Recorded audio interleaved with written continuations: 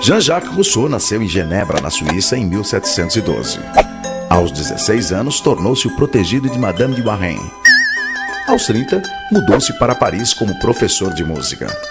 Colaborou com a famosa enciclopédia de Diderot e d'Alembert no Verbete Musica. E aos 38, conquistou o prêmio da Academia de Dijon com seu Discurso sobre as Ciências e as Artes. Publicou vários livros, entre eles O Contrato Social, que inspirou a Revolução Francesa, e Emílio, considerado uma das obras mais revolucionárias da moderna pedagogia por suas ideias radicais, que desagradavam tanto à Igreja quanto a outros filósofos, como Voltaire, por exemplo. Rousseau fugiu para a Inglaterra, abrigado por David Hume. Dedicou seus últimos tempos à autobiografia Confissões, falecendo aos 66 anos em Hermenonville, na França.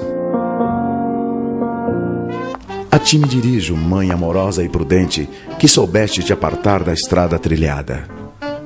Assim registra o prefácio do livro Emílio ou da Educação, inspirador de Pestalozzi e da Escola Nova, escrito por Rousseau sob forma de romance. Emílio consiste em um tratado pedagógico que une política, educação e ética, orientando pais e mestres sobre como educar naturalmente o homem ideal. O jovem Emílio, filho de um homem rico, é educado por um preceptor no convívio com a natureza, protegido dos constrangimentos sociais. Com um pé no romantismo, o outro no imaginário iluminista, o texto russoniano revela a crença na educação reformadora como ponte para as transformações sociais. Emílio é o representante da espécie humana em seu potencial de virtude, educado para viver bem consigo, com sua futura companheira Sofia e com os outros, em uma sociedade livre e democrática. Lançado em 1762, o livro tornou-se um paradigma da educação no século XVIII. Contrapunha-se a visão elitista da educação como privilégio, afirmando ser um direito de todos, e criticava a pedagogia jesuíta, rígida, punitiva, mera transmissora hierárquica de conhecimentos memorizados, que tratava as crianças como adultos em miniatura. Com sua visão naturalista do mundo, baseado nas lições da natureza, Rousseau foi uma espécie de descobridor da infância, o primeiro a entender a infância como uma forma particular de ser humano, diferente da idade adulta. O aprendizado era conduzido pelos interesses do próprio aprendiz, em uma educação de dificuldades progressivas, lúdicas e interativas, que evoluíam naturalmente dos sentidos ao espírito. Se por um lado Rousseau identificava as especificidades do ser infantil, por outro projetava o homem do amanhã, delimitando claramente a fronteira entre o homem da natureza e o homem civil. O homem da natureza, foco de Rousseau, era um ser livre, espontâneo, natural. Já o civil, mascarado, degenerado pelas instituições e vigiado pelo social. Daí a necessidade de investir profundamente nesse homem da natureza, ou natural, buscando na criança a criança, com suas maneiras próprias de olhar e de sentir, sem perturbar a maturação exigida pela ordem do tempo, tampouco tentando substituir o olhar infantil pela razão adulta, tudo para fundamentar um forte lastro na virtude original. Segundo Carlota Boto, autora do livro A Escola do Homem Novo, Rousseau preconiza o primado do coração humano, desconfiando da exclusividade da razão tão em vigência na época. Para Carlota, Emílio é antes de mais nada uma obra que fala de afeto, pautando a criança pela emoção e fundindo o sentimento com o pensamento. O resultado, inevitavelmente, conduziria ao amor pelo conhecimento. Rousseau explica: não se trata mais de ensinar-lhes as ciências, mas de dar-lhes o gosto para amá-las e os métodos para aprendê-las, quando esse gosto estiver suficientemente desenvolvido. Esse é com certeza um princípio fundamental de toda boa educação. A primeira frase do livro Emílio já revela as duas grandes premissas que moveram Rousseau. Tudo é bom quando sai das mãos do autor das coisas. Tudo degenera nas mãos do homem.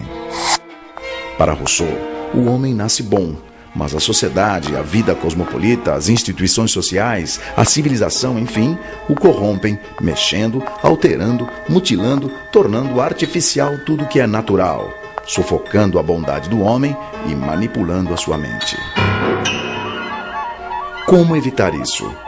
como formar um homem que conserve as suas virtudes, a sua liberdade, a sua autonomia, a sua compaixão com as desigualdades criadas pelo próprio homem. Segundo Rousseau, fortalecendo de tal maneira a sua formação na infância e na adolescência, que à medida que vai crescendo, se consolide nele um homem total, incorruptível, forte no físico, forte no espírito, no intelecto, na razão e no sentimento.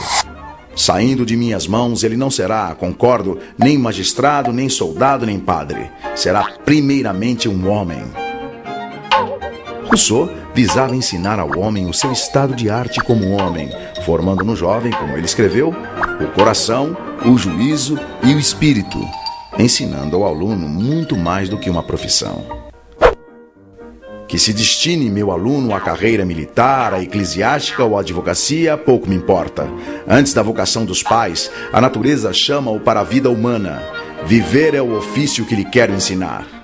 E para usufruir da felicidade da vida, Rousseau dividiu a existência e o livro de Emílio em 5 fases: lactância, até 2 anos, infância, de 2 a 12, adolescência, de 12 a 15, mocidade, de 15 a 20 e o início da vida adulta, de 20 a 25. Dos 5 livros de Emílio, os 4 primeiros tratam da educação do menino e o último da menina Sofia. Rousseau considerava o período do nascimento até os 12 anos o mais delicado, já que nele é que tendem a surgir os desvios. É por isso que a educação, nesse momento, a chamada educação primeira, deveria ser negativa, isto é, não ensinar novos saberes, apenas manter, conservar, fortalecer as qualidades morais nascidas com a criança. Segundo Rousseau, a educação negativa consiste não em ensinar a virtude ou a verdade, mas em preservar o coração do vício e o espírito do erro. Nesse período, o mestre interfere o menos possível, muito mais estimulando bons sentimentos e o usufruto dos sentidos na busca da experiência do que se impondo o positivo com novos ensinamentos acadêmicos, muito mais não fazendo que fazendo. Daí a expressão negativa. Para Rousseau, não se deve apresentar à criança ideias complexas e abstratas antes do desenvolvimento da razão, porque na infância, segundo ele, a razão dorme. Assim, a primeira etapa, quando a criança tem necessidades mais físicas, deve ser voltada a cuidar do corpo e do aperfeiçoamento dos sentidos, longe de punições. Tudo o que a criança aprende nessa primeira fase deve vir ludicamente do olhar, tocar, ouvir, sentir, provar. Exercer os sentidos, diz Rousseau. Não é somente fazer uso deles, é aprender a bem julgar por eles, é aprender, por assim dizer, a sentir. Para Rousseau, aprende-se na vida com 3 mestres: com a natureza, com as coisas e com as pessoas. Só no início da adolescência, quando a razão começa a surgir, é que as pessoas, e não mais apenas a natureza e as coisas, passam a ter importância no processo educativo. Só então os livros e as operações abstratas são apreciados.